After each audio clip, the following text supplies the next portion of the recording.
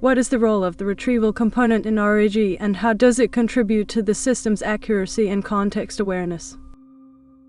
Answer. The retrieval component in RAG plays a crucial role in searching through available data sources, such as document corpora or knowledge bases, to identify pertinent information. This component uses various retrieval approaches, including keyword matching and semantic search, to find and retrieve documents or data points containing relevant information. The retrieved data is then used by the generative model to generate a response. The retrieval component significantly increases the accuracy and context awareness of RAG systems by making external knowledge more accessible. This is because the system can now draw upon a vast amount of information, rather than being limited to its internal knowledge base.